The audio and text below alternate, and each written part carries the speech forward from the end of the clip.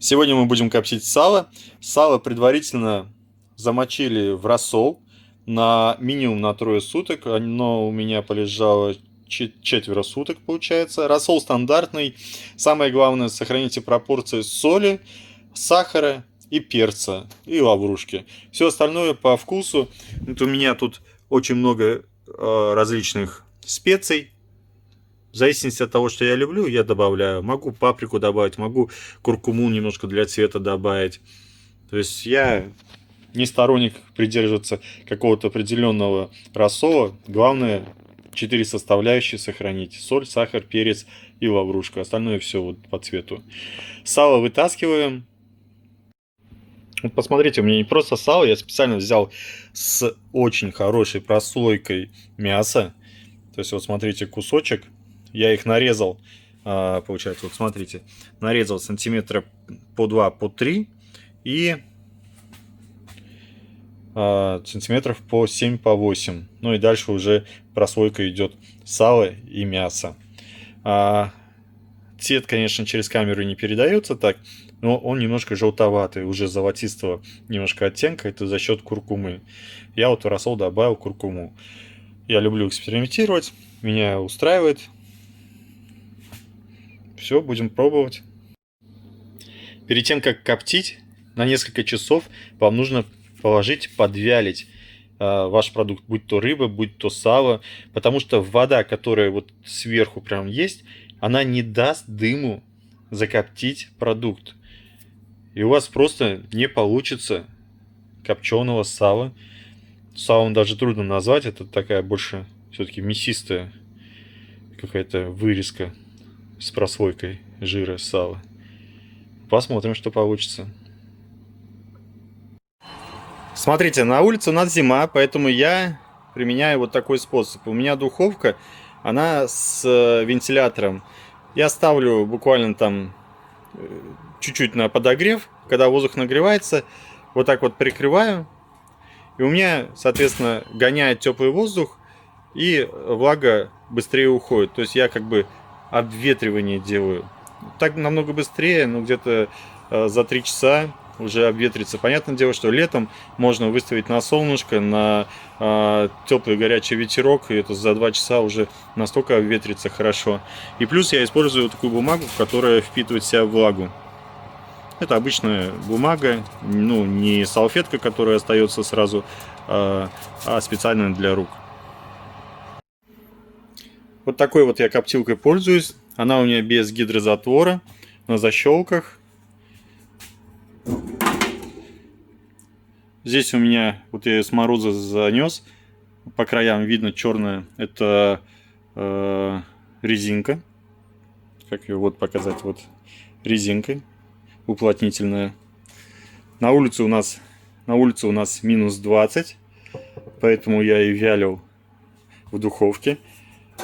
Нам достаточно будет одной решетки. Дальше у нас идет жироприемник. И под жироприемником, собственно, как и во всех коптильнях, уже насыпаем щепу. Щепу используем ольха. Вот такой пакет, это у меня уже остатки. Вот такой полный пакет стоит 100 рублей. Сколько насыпать? Вечный вопрос, да? Насыпаем так, чтобы просто закрыть дно. Пока у нас горочкой. Обязательно полстакана воды. Видите? Просто наливайте, не бойтесь. Можно меньше, но меня устраивает вполне. И перемешиваем, чтобы опилки взяли в себя эту воду. Лишнее выкипит, но, естественно, если вы много нальете, у вас будет дольше выкипать. Сейчас еще опилок добавлю. Опилок, говорю, щепу. Вот еще щепу добавил. Вот такого пакета хватает на 3 копчения в 2 яруса. Все вот так вот перемешиваем, чтобы вода впиталась, хорошенько впиталась в щепу. И щепа сразу не горела, а постепенно нагрелась и именно коптилась. Копченость была, а не нагар, угар, я не знаю, как правильно. Установили жироприемник и только нижнюю решетку. Смотрите, да, у меня сало по большей части все-таки мясо, и потом идет маленький кусок сала. Правильнее, конечно, когда будете само сало коптить вот такими кусочками, то его будет удобно, конечно же, положить на шкурку. На шкурку вот так вот, таким образом. У меня здесь не получается, потому что я специально взял кусочки, где побольше мяса.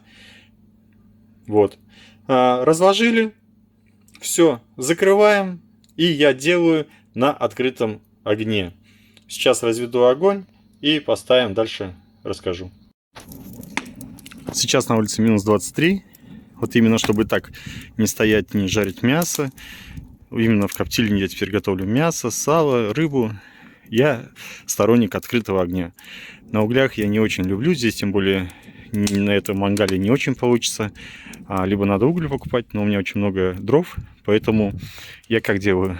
Сейчас пока коптильня холодная, поэтому огонь такой сильный.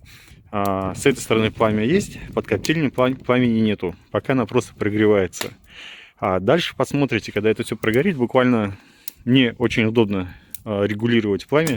Буквально 2-3 вот такие палочки положил. И пламя нужной температуры, чтобы коптилка работала.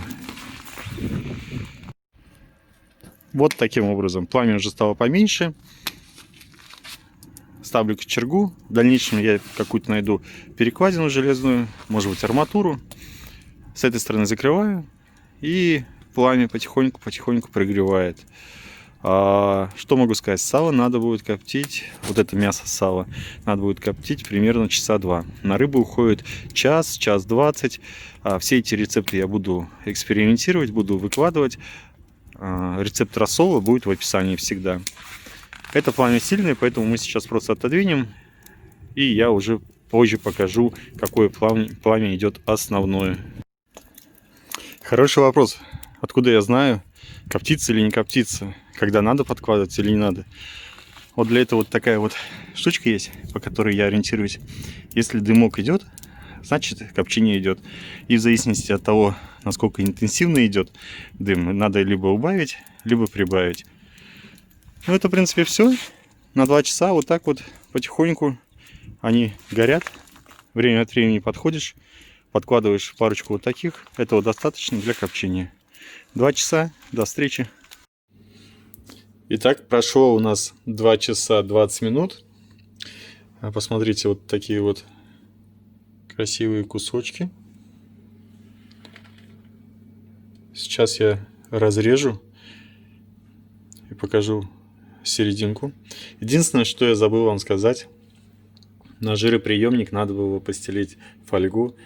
Но здесь свиной жир, он не так прилипает, но вот если вы будете делать рыбу, прям течет, особенно скумбрии, поэтому стелите какую-то фольгу, чтобы не пачкать жироприемник.